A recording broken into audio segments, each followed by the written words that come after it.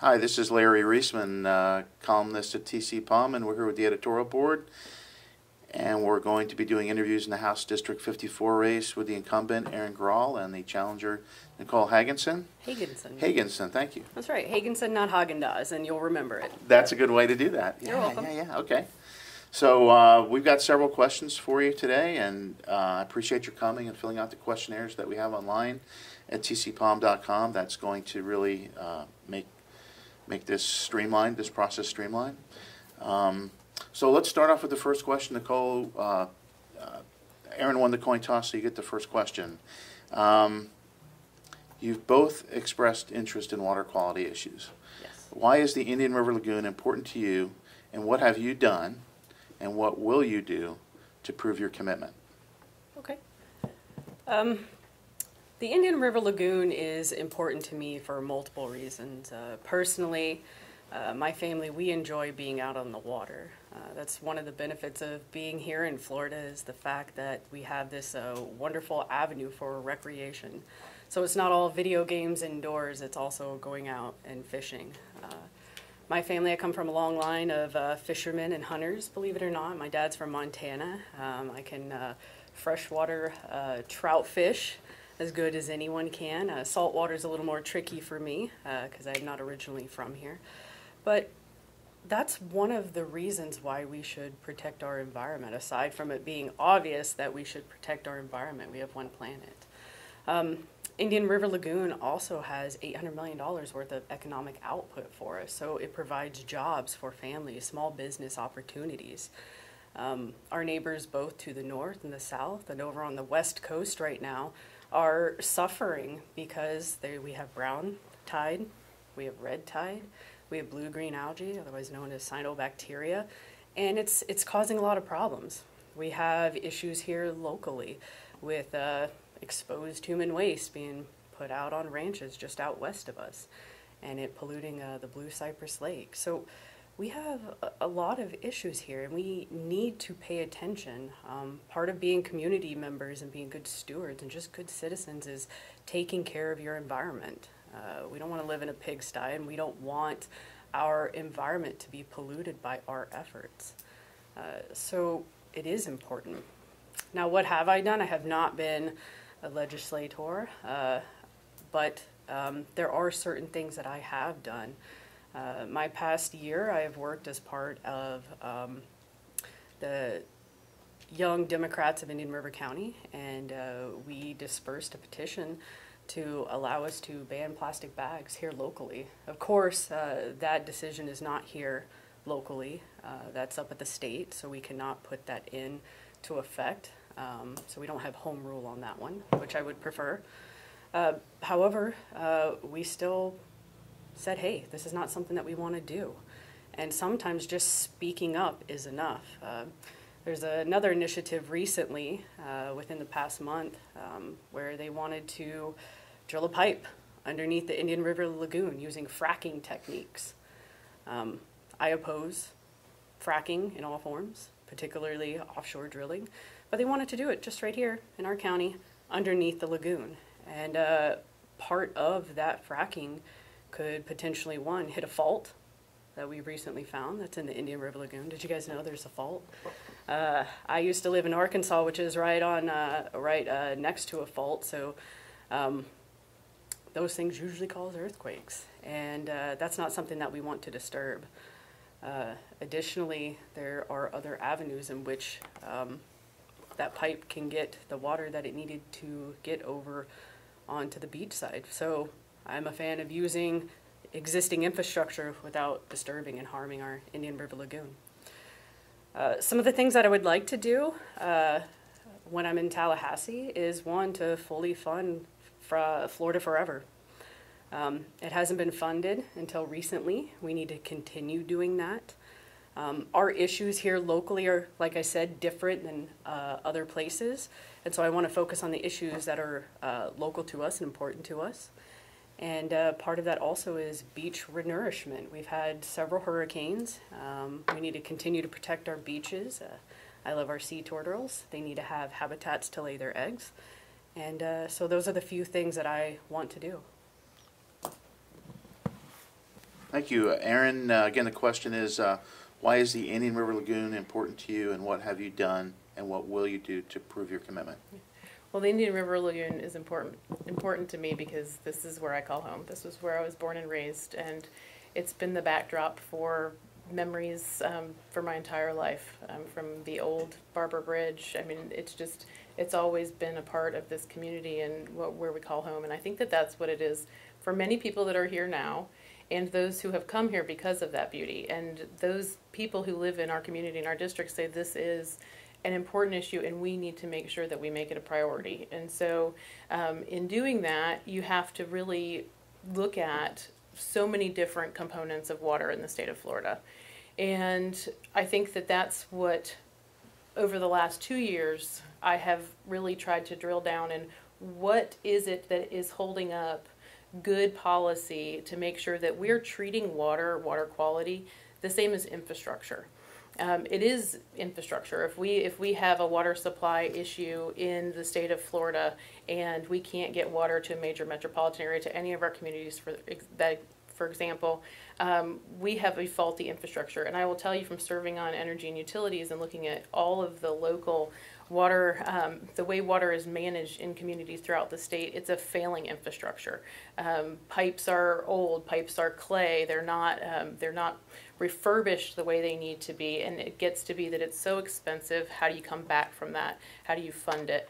And so I think that we should be pursuing various funding mechanisms that incentivize local governments to partner with the state to expedite these projects.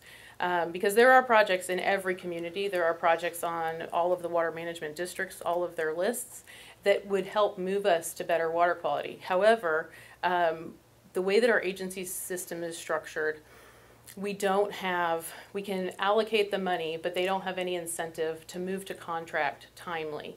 And so we have dispersed water storage areas throughout the state that have been identified, could hold massive amounts of water and ensure that we're not discharging the way that we are into the lagoon from Lake Okeechobee.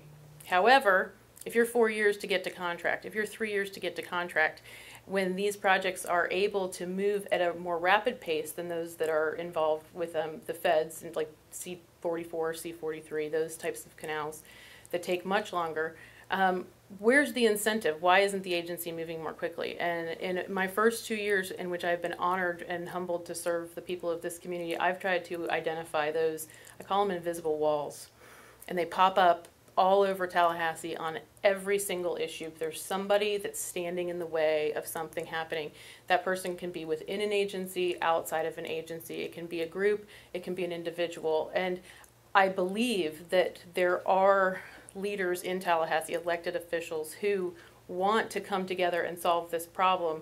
We just have to collectively identify those invisible walls. And we've started to do that. I have worked very hard. I've attended an environmental permitting conference for many days so that I could start to understand why the agencies aren't working together. It was shocking to me when I started that some agencies, in order for FDOT to talk to FDEP, potentially, you might have to pass legislation to tell them to speak to one another. That, from an outsider's perspective, is just incredible and inefficient. I think Dr. Shortell with the St. John's Water Management District is very innovative, and all of our water management districts, CEOs should take direction from her, because she looks for those opportunities where certain dollars in a silo for FDOT may make sense to work with one of her water management projects. And so I think that we have to focus on how we make the agencies more efficient in allowing them to speak to each other, how we move to contract and permitting more quickly. We are going to be taking over Chapter 404 permitting of wetlands, which should help with some of those, taking it away from the feds, because it's just cumbersome and we're not able to move these water management projects to fruition quickly enough. And people should be frustrated, because I believe that it does affect the health and quality of our life. It affects our economy, it affects our businesses. And when that's the case, we have to say, why are we allowing this to happen, and why can't government become better coordinated around this? There was one more. So we've done, in the last couple of years, we've received some additional funding for a marsh that can then put out can clean up to 10 million gallons a day in addition in Indian River County. I've also worked on some septic to sewer conversion projects. And I think all of those things are part of the answer, but we have to potentially have a funding mechanism. There is a statute that says if sewer is available to you, you need to hook up within 365 days. Well, there's no enforcement mechanism to that. So it's not being enforced. However, it's difficult to deliver a $10,000 bill to a homeowner. So is there a way that the state can provide low interest financing for that homeowner when I believe that will ultimately increase the value of their home? So all of those are components of it, and I believe that that's what drives me to do this job, is to find solutions. This is one that is very complicated, but it is going to take leadership and coordinating that leadership, and that's what I've tried to start doing in my first 2 years. Thank you. I'm glad we spent a lot of time on that issue. It is an important issue in our community. I would just add, and, as we go ahead, just try to be as concise as possible, because we've got about an hour and we've got several questions. Any follow-ups on the Lagoon thing? Okay. All right. I guess we start with Erin first on this one. What would be the effect of expanding Medicaid in Florida? And what impact would it have on the state and its residents? So I think the impact of expanding Medicaid in Florida would basically mean that we are adding 800,000 able-bodied individuals to the Medicaid rolls, and we are saying that government is going to pay for your health insurance under Medicaid. I think that by adding 800,000 insureds to our rolls in the state of Florida, we would face, there's debate over whether or not there would be savings. I can tell you that the quality of, we have to ask ourselves, what is the quality of Medicaid as it is now for those people that use it and receive it? I will tell you that it's not adequate. And it is supposed to be for the most needy, for our elderly, for those with disabilities, for our children. And those individuals already have Medicaid available to them and qualify. So to expand it would dilute, I believe, the overall effectiveness of that program for those people who are most in need. And I think that I looked at the numbers when I ran in 2016, and we had projected at that point in time that if we did expand Medicaid, it would take up 40% of the budget by the year 2020. Well, this year it took up 41% of the budget. So we have already surpassed the percentage of the budget that we anticipated Medicaid drawing down, and I believe it would only get worse if we added the 800,000 people to it. Nicole? I have a differing point of view. We absolutely should expand Medicaid for the very particular reason that we need to help over 800,000 low-income families. I've been out canvassing and knocking doors, and I'll tell you the story of someone that I met up in Fellsmere. So I knocked on the door. It was a non-party affiliated individual. Opened the door. First thing you see is this black Vietnam veteran cap on his head. And sure, hi, I'm Nicole. I'm a Democrat. I'm running for Florida State Representative. First thing out of his, I don't vote for Democrats. Okay, no problem, sir. Well, that's all right. Can I still talk to you? And he said, yes, let's talk. And I'm like, well, what's the issue that's facing you the most right now? And he said, well, I get enough disability that I don't qualify for medical insurance. And I said, well, sir, you're a Vietnam veteran. How are your VA benefits working out for you? He said, I don't qualify for VA benefits. And I said, really? And he said, yes, I don't qualify for VA benefits. And I said, do you have health care right now? He said, no. He's one of those individuals that could absolutely benefit from Medicaid expansion. And these are the folks that we're trying to help. It's expensive to live here in our county. Right now, if you're a single individual and you just head out there and try to find a one-bedroom apartment, you're not going to find it. You're not going to find it for anything less than probably like $900. $900, that's a good chunk of money from these individuals. For that individual, thankfully, I was able to get him in contact with our local VA resources. We have a lot of amazing veteran resources here, and we were able to get him some help, and he was able to talk to someone. And so it's not only for that. Right now, the Florida Policy Institute estimates that between 36,000 to 40,000 veterans are aging veterans who have paid the ultimate price of war. This is the cost of war. We should absolutely help them out. Not to mention the low-income families that need it because they have low-wage jobs. We should help them out. It's a matter of caring and compassion. And there are folks that really need it. I know other individuals that say the ACA saved my life. One of my good friends right now, she is on Medicaid. She has had transplants, several transplants right now. The medical bills have become so overwhelming and her care is so overwhelming that she's unable to work. That's what Medicaid does for us. And so the first thing that people say is, well, you know, it's expensive. We're going to have to pay for it. Well, yeah, someone has to pay for it. But the thing is right now the federal government does provide funding for it. And the Florida Policy Institute does estimate that if we expand Medicaid, which there really isn't a good reason why we haven't done it, that we will bring in an additional $500 million of revenue to the state. So if we're going to be able to help families, help veterans, and at the same time get an additional $500 million of revenue for the state, why wouldn't we do it? Thanks. Okay, Nicole, you're up on this one. Sure. You know, an Orlando Sentinel report said that $1 billion in state money is going for private school vouchers with little oversight. What do you think of the McKay and Gardner scholarship programs? I love this question. I've been in many school systems myself. I'm a second-generation Air Force veteran, so the first half of my life I spent in DoD schools. The second half of my life I am a proud member of the Arkansas public school system. Take that as you will. But yes, so I've actually experienced multiple different school systems, and then my children have attended multiple different schools here in Indian River County as well as other counties. A public education is the cornerstone of our democracy. We absolutely should be ensuring that our children have the best education in the world. When I was serving, I was in Japan for 2 years, and they go to great lengths to ensure that their children are well educated to the point where you might have to take a 2-hour train ride to go to the school that was designated for your level of learning and intelligence. It's amazing.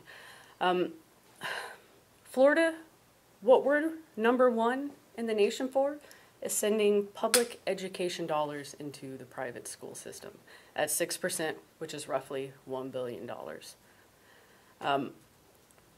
That's not something that we should be doing at all.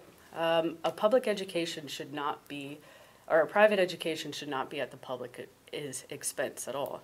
And that's one thing my opponent was referencing earlier is, you know, why are we footing the bill for Medicaid and for these able-bodied folks to be on Medicaid? And now we're going to hear, well, why are we footing the bill for these people to get educated?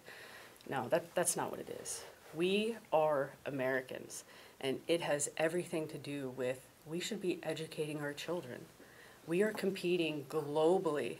And so a couple things that I think we need to do to particularly answer your question, we got to get rid of these scholarship programs. Particularly, there's one that was recently passed, the Hope Scholarship. It is another one of these programs that has little oversight, and it's just another mechanism for funding public dollars into the private school system. What it is if a student is bullied, then they can apply for a scholarship, and then they get to go to private school. It doesn't address the bullied. It leaves the bully in our public school system, and it's just not something that we want. This is a lot of... we continue to have this where Tallahassee is not helping us out. In terms of the schools, in terms of public education as well, is we're now having to split our education dollars with charter school systems. Now, my kids do go to charter school. They go to Imagine. My oldest, they graduated from Indian River Charter High School. So I'm obviously not against charters, but I am against for-profit private schools and sending our public education dollars into the private school system. Okay. Erin, an Orlando Sentinel report said $1 billion in state money is going for private school vouchers with little oversight. What do you think of the McKay and Gardner scholarship programs? I support the scholarship programs, and I think it's an interesting dichotomy between healthcare and education. You know, the state has an obligation to provide education adequate education for our children, and that's all of our children. That same obligation does not exist with regard to healthcare. I would say that if we're talking about 36 to 40,000 veterans, we need to make sure that our veterans are receiving the care they need, and I think that that's a much different number than 800,000, which we would experience with a true Medicaid expansion. So, and just because the federal government will pay for something doesn't necessarily mean they have the money for it or that they should be doing it. And so I'm comfortable with how this is very different than the conversation about education is very different than that around Medicaid. I think the average scholarship, so we had about 100,000 children took advantage of the scholarship program last year. Approximately 75% of those children were minorities. The cost of the scholarship is about $5,800 to $5,900 a year for families to choose a private school option in their community. I 100% believe in parental choice. Parents need to be the ones who influence and make decisions around their children's education. But even just from the financial aspect of it, you know, the FEFP, the average FEFP on the state, if you look at across all districts in the state, is $8,400. So there's a savings to the state by having this tax credit scholarship program to educate our children in a way that their parents prefer. With regard to charter schools have the same rigorous requirements with regard to performance for students as our traditional public schools do. And I hate it, you know, it's charter schools, public schools. No, they're all public schools. It's just traditional versus charter, and they have the same standards in terms of making sure that their kids are at grade level and that they're testing appropriately and their scores are high. And if they don't meet those standards, they can actually be shut down within a year. Our traditional public schools can go through about 5 different options of 3-year plans and have a generation of children remain in a failing school district. I think that's a problem. I think most parents think that's a problem. And so the fact that we're providing options with accountability is certainly something that the parents in our community should expect, and our state should expect. And I would continue to support any type of choice option with accountability. I would like to remind everybody, and I don't know if you've looked at the school grade matrix recently, but in order to get an A, according to the Florida Department of Education, an A school means that you are functioning at 62% in the state of Florida. I think we have long lost what it is to really evaluate how well our students and our schools are doing, and we should always be working to make sure that they are ready for the next generation of between workforce innovation, between technical opportunities, school opportunities. All of those things should be part of the package. But where have we lost our way? Because when I went through school, if I got a 62%, that was an F. And so I wasn't, moved along to the next grade. I 100% believe we need to do more in order to enhance the opportunities that our students are having, but not at the cost of choice, when that choice can really mean prosperity and opportunity for other families. May I add? I have Sure. nothing. So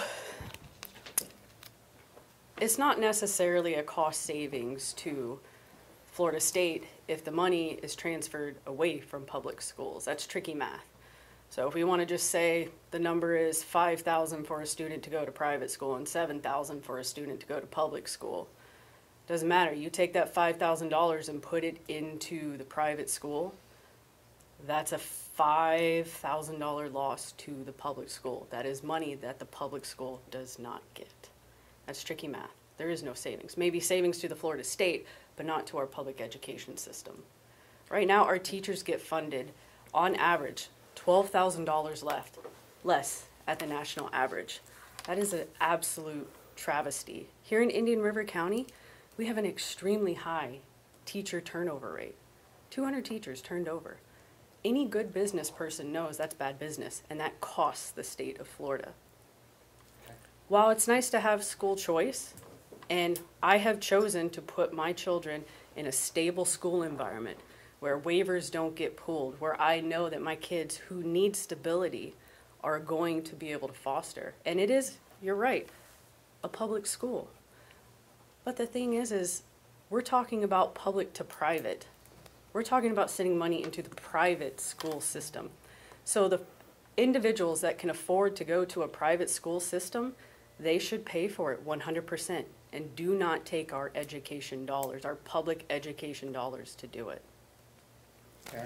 Well, there are qualifications for these students to be able to take advantage of these scholarships, and they aren't just available to any family in the state. I think though that we have to remember our obligation is that to every child of education. And so, yes, it is taking some money out of the public school system, the traditional public school system. However, it's also taking a child out of that public school system that you don't have the obligation to educate. And the actual cost, even though the FEFP is only $8,400 on average across the state, the average cost that we spend per child in Indian River County alone is over $16,000 a year. And so not only is it a cost savings based on the FEFP, it's a cost savings when you go all in and start to look at what it costs to educate a child through the traditional public school system. I think we should be asking ourselves, why is it so costly to educate children? Why is it a $16,000 a year education per student in Indian River County, and we still potentially have a teacher retention problem? I know we have a teacher retention problem or a teacher pay problem. I think the teacher retention problem speaks to much more than just pay. In my interactions with teachers across the state, it's not just about how much they're being paid, it's about what they are actually able to do in the classroom and to accomplish and the supports that they have in place. And so that's where we should be looking for answers, and professional development and how we retain teachers. And I think this community is one that sets an example for that with the nonprofit efforts in each and every one in our school district and throughout our schools, and the participation by volunteers. So I just, and one more topic that Nicole had brought up in her prior comment about the Hope Scholarship and bullying. I believe that the money should follow the child. That's what our job is, to educate as a state, so I don't have a problem with that. However, to suggest at all that we should require children to stay in schools in which they have been bullied. I've heard some stories that I can't repeat here as I sit at the table with you today because they're too specific. It's a small community. And there is no reason that any parent should have to just accept what their child's fate is because of how they're districted. And they should have opportunities to move those children. It is a flaw in the system that we don't do more to address the bullying behavior of the bully. I think that we should always be looking for ways to document that and make sure that that child is getting the help that they need. However, the scholarship exists, the Hope Scholarship exists, so that when the bullying happens, parents have choices. And these parents that we're talking about that need choices aren't parents that have means. Parents that have means are able to make decisions for their children without the need with government involvement. This is about providing opportunities for everybody in our state, not just a few who have the ability to do so on their own. Okay. I think, Erin, you're up on this one. Can you please give 2 examples where you would differ with your party's line on an issue, and why would you differ? Where I would differ with my party's line. With regard to specific policy, I guess. I mean, I accept the principles of the Republican Party. They are consistent with my principles. And the economic freedoms and personal responsibility, and putting the Constitution first and above everything else, and respecting what that document is and was when it was written. And I believe that I use that lens with which to view all of the policy that I have been able to look at in the last couple of years. And it's through that consistent lens that I make decisions. There are certainly policy decisions when it comes down to it. Is it, I'm a practicing attorney. I do personal injury work. That's very different than that of other people within my party. That's how we differ maybe in how we look at the world. I look at what I do, it's all about personal responsibility. It's about people taking responsibility for their actions and people stepping in to take care of what they have done and their wrongs as opposed to government. And so I don't know that I have anything specific in which I differ from my party. I think that there are probably specific policies that have been advanced by administrations over the past that I may not agree with, but it would be very specific, not necessarily with regard to I was looking for specifics, yeah. What other can you think of too, or should you?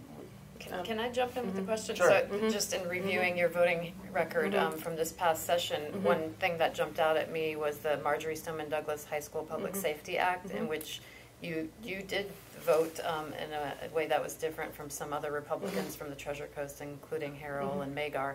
You opposed that act in the end. Can you explain why? Yes, I think that there are constitutional implications in that bill that were not taken into consideration. I believe that your constitutional right to bear arms comes to you at the age, it's part of the Constitution, and at the age of majority, you should be able to defend yourself. You should be able to defend yourself before that, but I was challenged by that part of the bill. So the raising of the age for purchases of long guns to 21? Yes, the part of raising the age. I think that there was also there were also challenges for me around the risk protection orders. I understand that we need a mechanism. That's not it at all. It is the devil's in the details, and I think everybody in this room, most of the people that would be watching this, understand that. It's the implementation of some of these policies. I believe that if we're going to take away somebody's constitutional rights, potentially they should have the access to an attorney. Right now, if you see one of the risk protection order proceedings play out, you could have nobody in the room except the government. The government can come in the room and at every single level and make a decision about whether or not you can still exercise your constitutional right. And in order for you to get that back, you have to take on the government. I think that there should be provisions for how that would happen, and what is your obligation? What is our obligation if we're going to limit someone's constitutional rights to provide counsel or make sure that they have them? I think that the Marshall program, the Guardian program, there were a number of things that were not all the way thought out about that program prior to implementation or it being voted on. I do think that it is our job to respond to the needs of the state and to safety issues within our schools.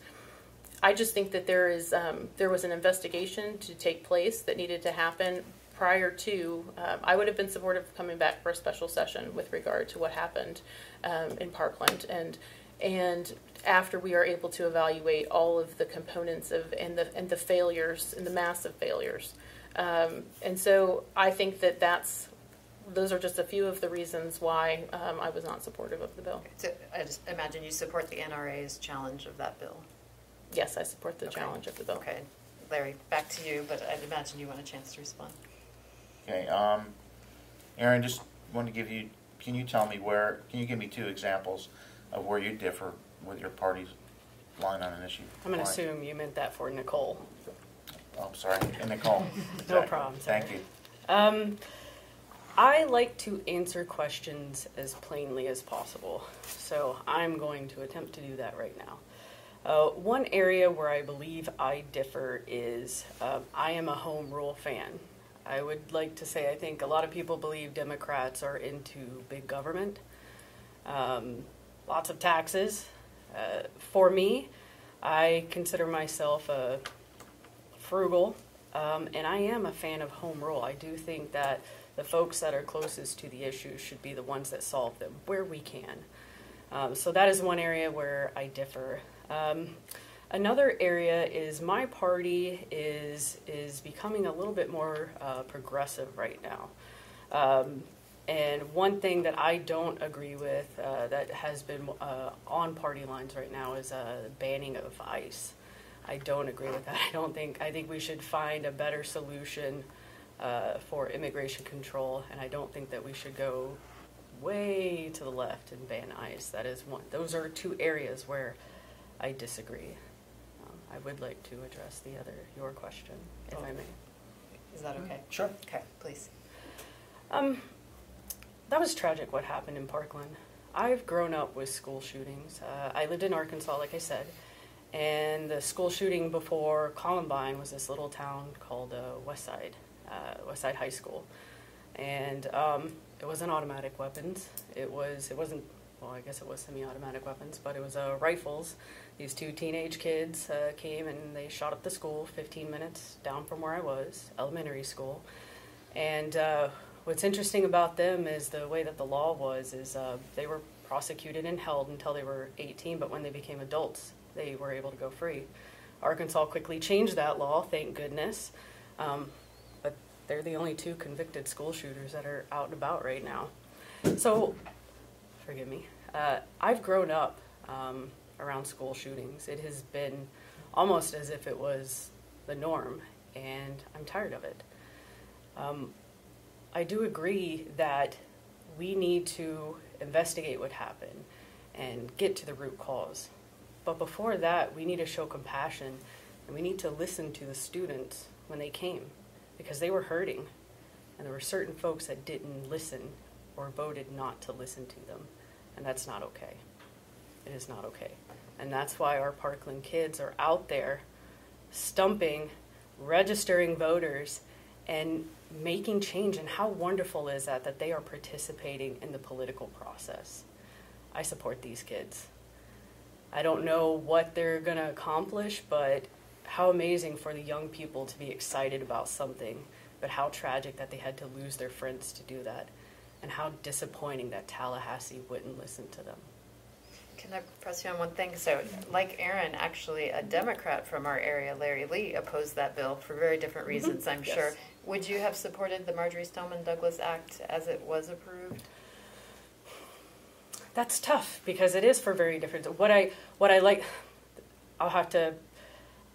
This is going to be difficult to answer plainly, but I really truly want to. What I don't like about it is the fact that it came from our existing education budget. Money was not placed on top of it. I do not support it for the same reason my opponent does. I feel that we can place these things into effect while still supporting our constitutional rights, which, as I remind you, I did put on the uniform to serve and protect and to defend. Thank you. Okay. Nicole, can you give us an example where you'd cross the aisle? Where I'd cross the aisle? Yeah, on probably a state issue. A state issue. I think this one's difficult. I think there are a lot of areas which should really be bipartisan, like the environment. There's a lot of areas in which we can do that. My background as a project manager, I'm a certified project manager. I've been working in government contracting for the past 10 years. So I work with many people across the aisle. I would say much more lean Republican than Democrat.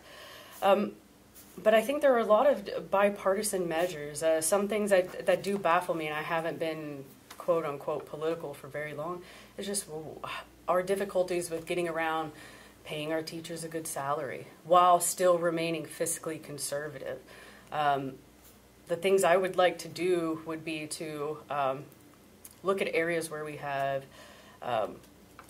waste or reprioritize items. Like, instead of sending our public dollars into the private education system, let's take that $1 billion and let's give our teachers raises.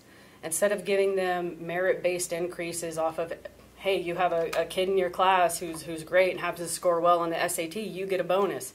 No.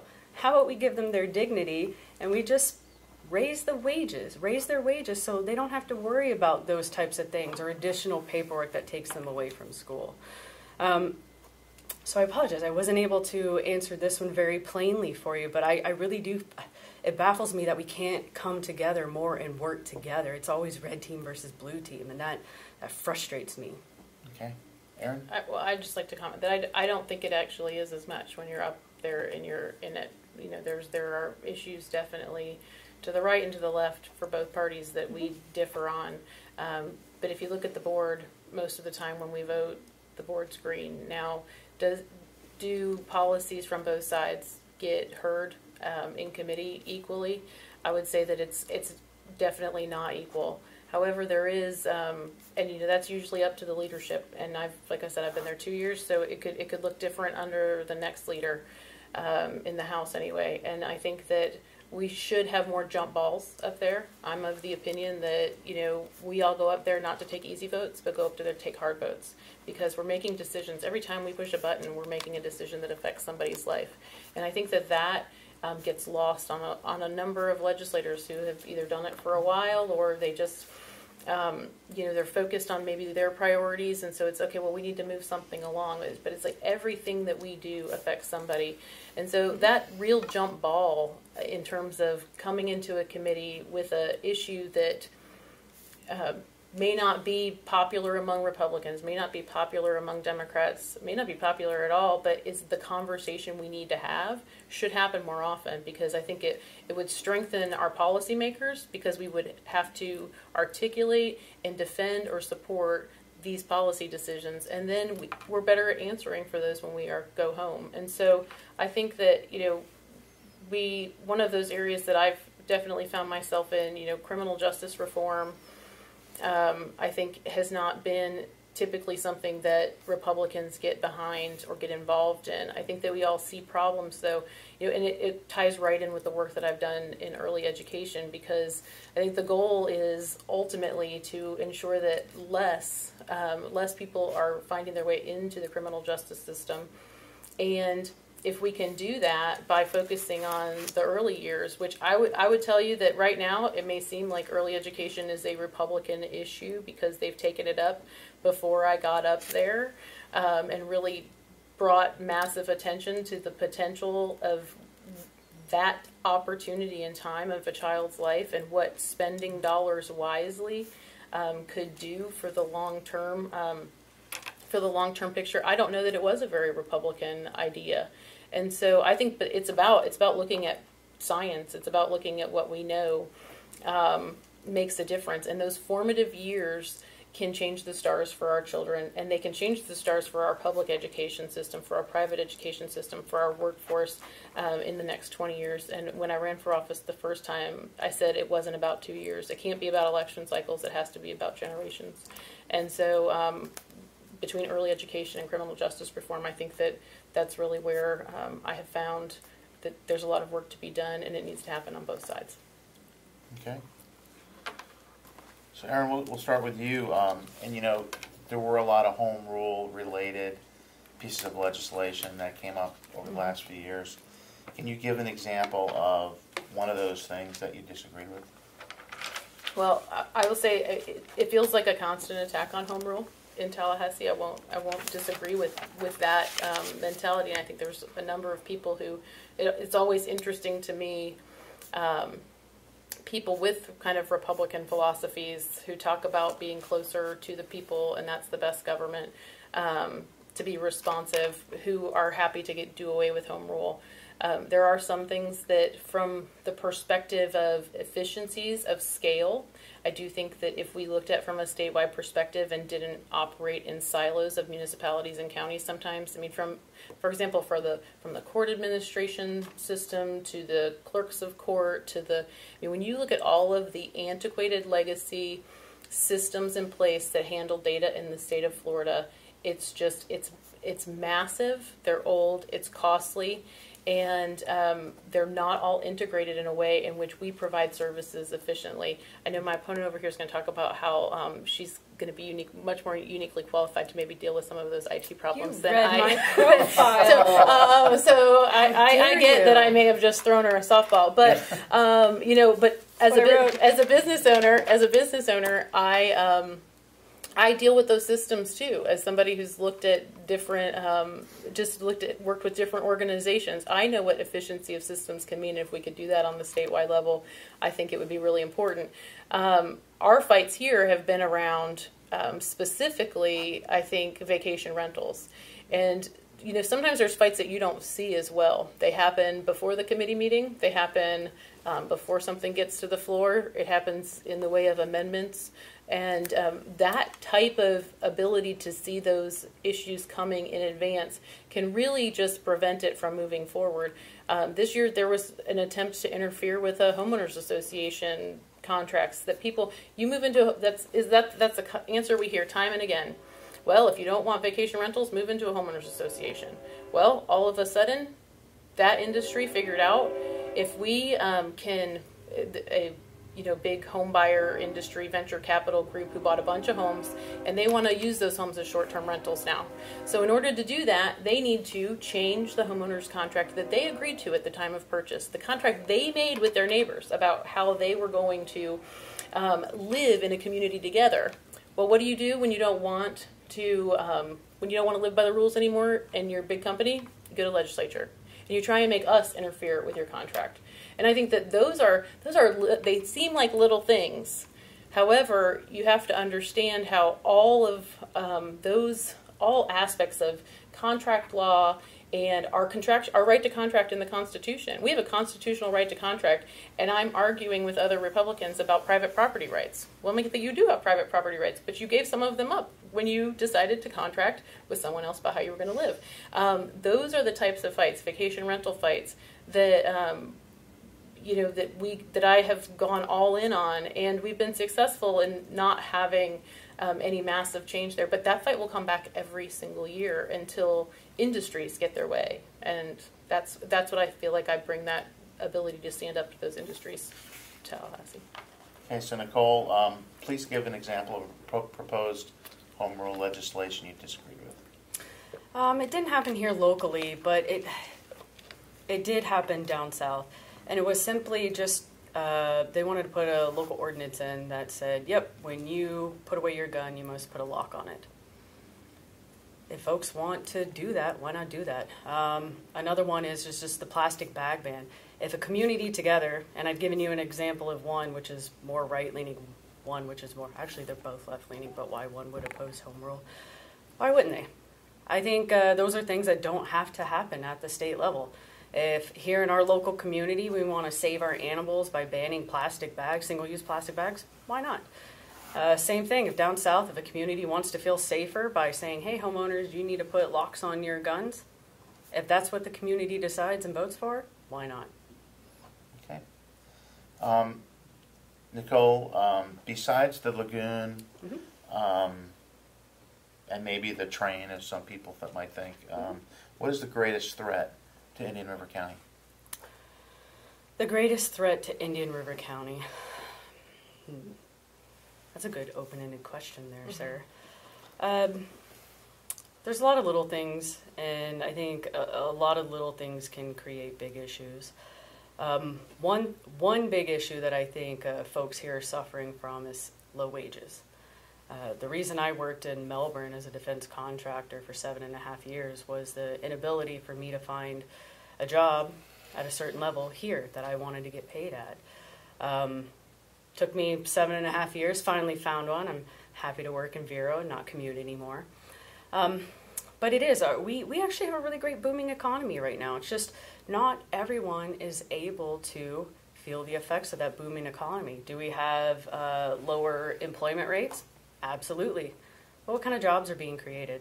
They're low-wage jobs. And that's one of the things, particularly here, that I think is a threat. To couple with that, one other thing that I do think is a threat is, so here I am talking about low-wage jobs. We need to bring, something here, something better. We need to train our students into skilled professions, but at the same time, development is actually a threat to our area here. The more development we have, if we just rush on through and we don't pay attention, then we could actually end up polluting and overwhelming our current infrastructure, which my opponent is correct. We need to upgrade it. So there's two. Okay, thanks. Yes, sir. All right. So besides the lagoon and, say, the train, what is the greatest threat to Indian River County? It's hard when you take the train off the table too, right? Because we spent a lot of time in the last 2 to 4 years talking about the train, but I think that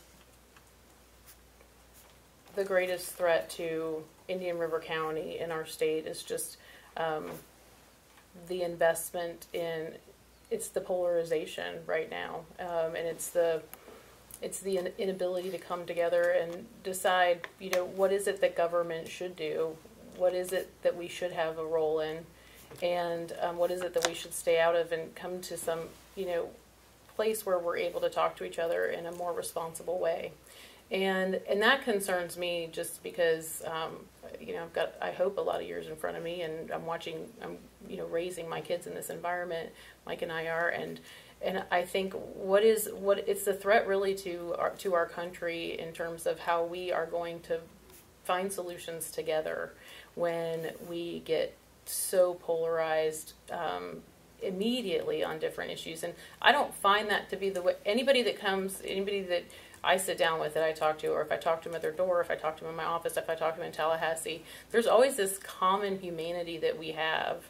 And we are losing that common humanity behind screens, I think. We're losing it in saying, I might disagree with Nicole's political philosophy or the role she thinks government should play in one's life. But I'll tell you that with everybody that I have worked with in Tallahassee across the aisle, everybody's a good person, and they're good people, and they go there to try and do something good, regardless of party. And you can see that it's just a matter of identifying it and how do you use those assets as opposed to continuing to tear each other down.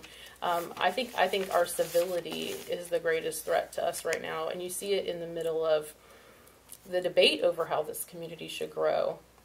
I think people should bring real solutions. If you don't just yell at somebody else, don't just say this is a bad idea, but provide a solution, and try and provide a solution through two different lenses: through a lens of fiscal conservatism, through a lens of spending and taxation, and see how you get to the final product. And does it have to be one or the other? But I think that that's a threat that we all have right now.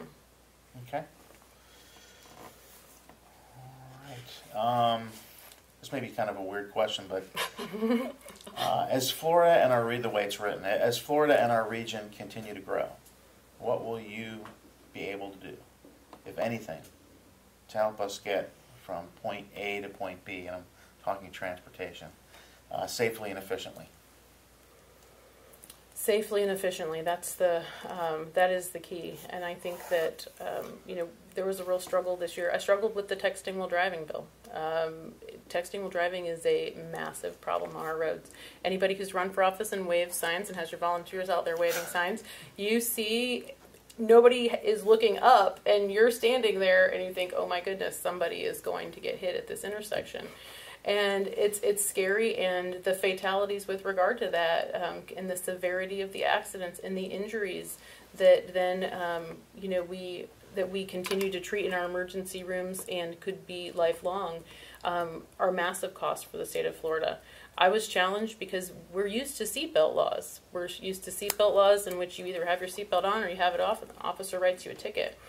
How do you get to a place where, and I have the utmost respect for law enforcement and for veterans and military. My family served in the Marines. My brother is a law enforcement officer with Hillsborough County.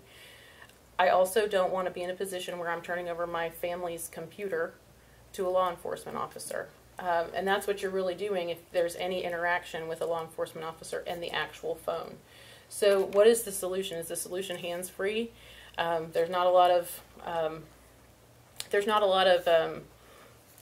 I guess, evidence, which I think policy should be based on some evidence if we can get it, that there's not a lot of evidence to suggest that hands-free is any better than just you can't be texting and driving, just don't touch your phone, period. But we do have to find an answer for that, and I think that that's about how our region's growing and what our roads look like. I think that, with regard to rail and how and I think that the texting while driving and addressing that would make our roads safer, and that has occurred in other states. The Senate could not get there with the bill. The House did pass a version of that I think really took into account your civil rights, so that everybody knew what their role was at the stop, and that the officer knew their bounds, and the individual inside the car also has a responsibility to know what it's their obligation to provide. But I think that in terms of rail, I don't think that rail is the answer through our community. I don't think that it helps move people throughout Florida. I think that when we start talking about, and I believe that All Aboard Florida is just, it is the nose under the tent to make sure that we start to pay for it, and that the state of Florida pays for high-speed rail, not only this line, but to Tampa and to Jacksonville, because all of those players are at the table as well. They're just a little bit more quiet right now. And as soon as the project becomes such, it's like, well, it's already here, so why doesn't the state start paying for it? To the tune of billions of dollars that aren't part of the budget. I just find it to be disingenuous. If we're going to talk about high-speed rail and the state of Florida paying for it, then it should be part of the budget discussion, and we should figure out where we're going to fund it. And that has not happened. It happened in the early 2000s when we decided that we couldn't, because it was going to be billions of dollars and nobody knew where we'd get it from. So I don't think rail's the answer. High-speed rail at this point in time, I do think that that is much more costly than taking care of our roads. Okay, Nicole, as Florida and our region continue to grow, what will you be able to do, if anything, transportation-wise, to help us get from point A to point B safely and efficiently? I do agree with Erin on the trains. We, the state, people, should not be paying for all the safety measures. All aboard Florida should be paying for that, so I just want to state that. I also agree with no texting and driving. It's tough, and it's almost become a way of life for some people, and it's difficult. And I also agree with the note on the invasion of privacy with the phone. That's your personal, private information, and I agree. You wouldn't want to hand that over to a police officer.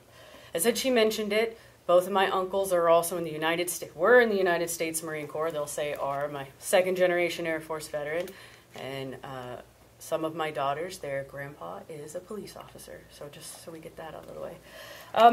So what do I want to do about transportation? I think one of the issues we have here, and I don't know why, it just seems unique, we have a lot of pedestrians getting hit by vehicles for various reasons.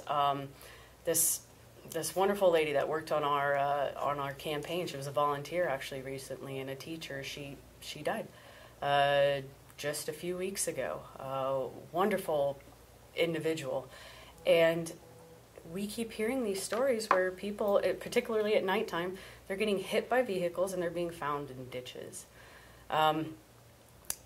Over on the beach side, we also have areas where we could improve our biking path situations.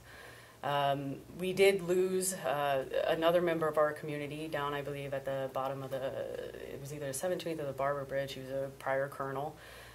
It was his fault. He was turning. He wasn't where he should have been. But our bikers and our pedestrians are really getting hurt by vehicles. And I would like for us to be able to improve our situation. We have a wonderful little town, particularly on the beach side and downtown right here in Main Street, Vero Beach. And I would love for people to be able to exercise and go for a jog and not have to worry about getting hit by vehicles, or ride on their bike and not get hit by vehicles.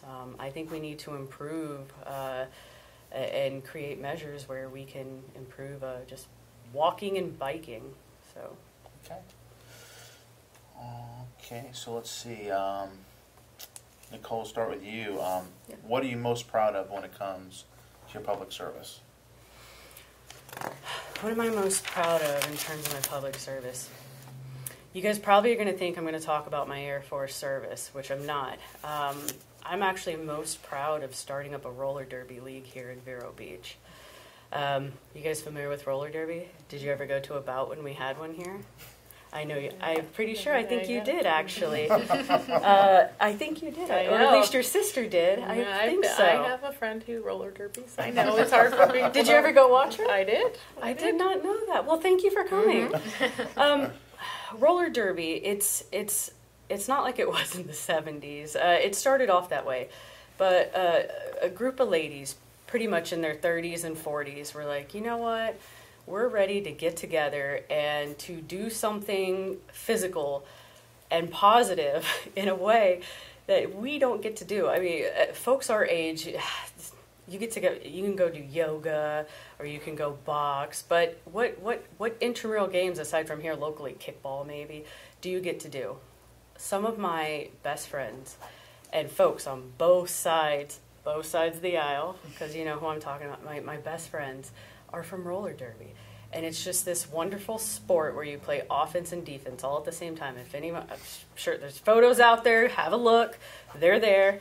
But I'm most proud of that because what we built here was a way for just women from all backgrounds to come together, to play an amazing sport, to sweat it out, and to exercise, and just the camaraderie associated with it. So I consider that a public service. We had up to 50 people coming and skating at any one time, and it's just, you know, usually you go watch your kids play their football games, but no, the kids are coming to watch us play roller derby. So I think that's one of the, from a public service standpoint, absolutely that's it.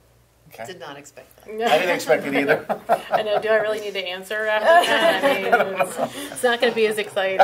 So it might be scary. It would be exciting to actually see me roller derby. I'm sure comical at that. Well, we'll see how November goes. Maybe I'll start it back up again. Yeah, you would have to get my sister out there. It wouldn't be me. But, that'd be awesome. Yeah. What are you most proud of when it comes to your public service? I think that you all probably won't be surprised that it has to do with early education, and it's just been such a journey for me because I started with a group here locally in '05, working with Child Care Resources of Indian River.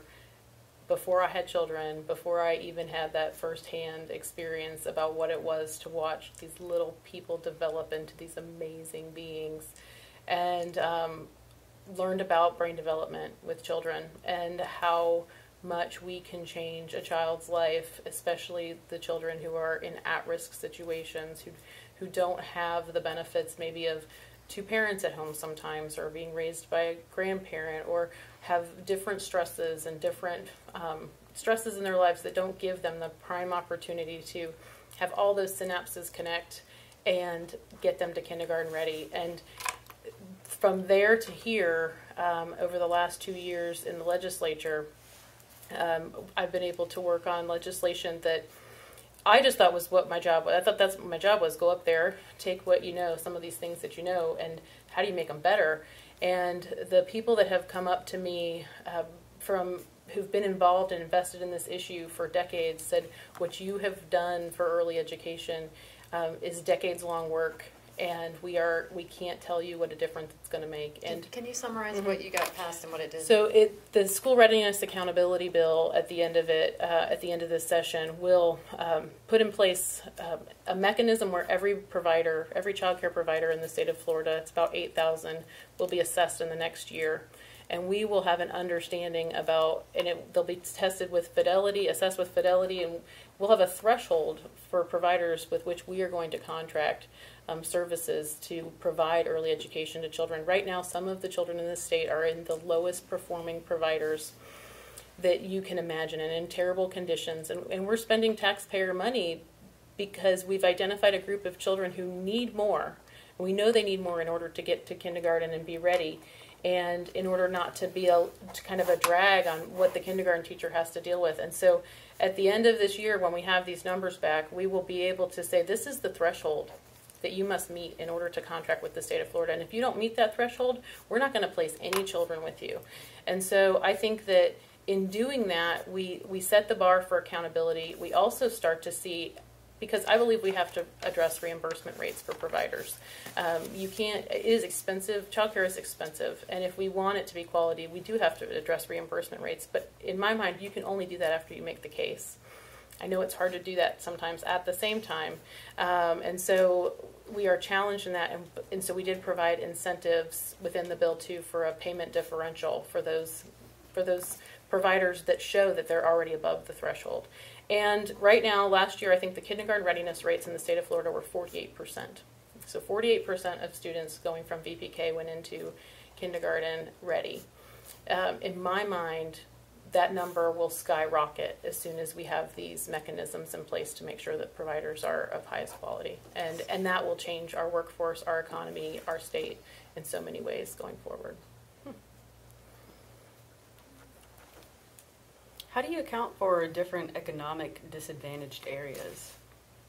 In terms of, there are childcare deserts. So there are some places throughout the state, because really the only two things that, the main two things that most parents look at who participate in the school readiness program are cost and location. Mm-hmm. So it is always cost and location. And so our early learning coalitions have the ability to go into some of these providers. So these providers, all of the providers, if they are under the threshold, will have the opportunity to get wraparound services from their local early learning coalitions in order to help them get to the threshold. As long as they show that plan and they make that improvement within the year, they will be able to contract with the state. There is an overabundance of childcare slots in the state of Florida, so there is plenty of capacity. So all of those things we have kind of looked at with the Office of Early Learning. Larry, we're at 6:15, just so you know. I've got one more. I've got one more question left, and Erin, we'll start with you. Can you please provide an example of a modern-day role model for you? What has that person done to receive your admiration?